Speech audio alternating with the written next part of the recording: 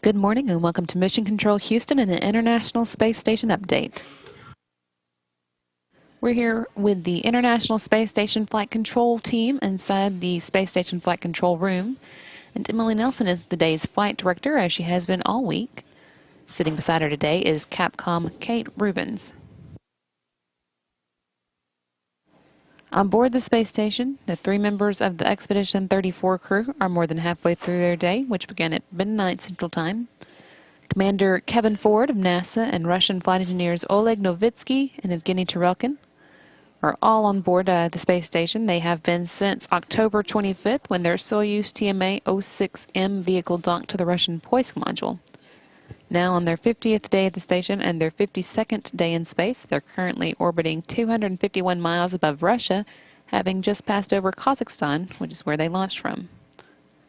Ford, Novitsky, and Tarelkin have been alone at the station since half of their crew returned to Earth last month, but they are just days away now from welcoming 3 new crewmates to the station. 1 week from tomorrow, they'll be joined by the remainder of the Expedition 34 crew, Chris Hadfield of the Canadian Space Agency, Tom Marshburn of NASA, and Roman Romanenko of Russia. Hadfield, Marshburn, and Romanenko are scheduled to launch into space at 6:12 a.m. Central Time on Wednesday, December 19th, from the Baikonur Cosmodrome in Kazakhstan. And they're already there in Kazakhstan awaiting their departure. In fact, they'll participate in their final unsuited fit check dress rehearsal for launch tomorrow. Then following their launch, they'll dock to the space station on Friday. In the meantime, Ford, Tarelkin, and Novitsky are staying busy while they wait. Ford worked with a couple of different experiments today, starting with the combustion integrated rack, which holds the fluids and combustion facility. After making some preparations for the task yesterday, Ford is working now to replace the facility's multi-use droplet combustion apparatus in preparation for an upcoming experiment that'll be using that facility. He'll also spend some time later in the day updating his medical proficiency training by taking a self-assessment quiz.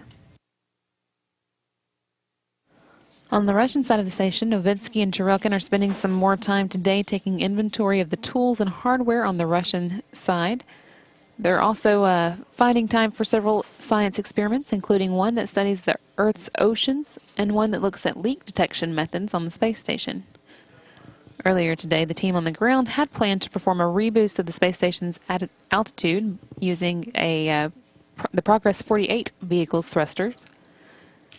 That was going to get the station into the correct position for the upcoming Soyuz launch and a Progress launch that'll follow it, as well as provide the team on the ground with an opportunity to test out the station's new predetermined debris avoidance maneuver procedures. However, flight controllers had some trouble locking down on one of the station's beta gimbal assemblies, which rotate the station's massive solar arrays, so that reboost was put off. The team intends to try again on December 16th. That's what's going on in space today, and this is Mission Control Houston.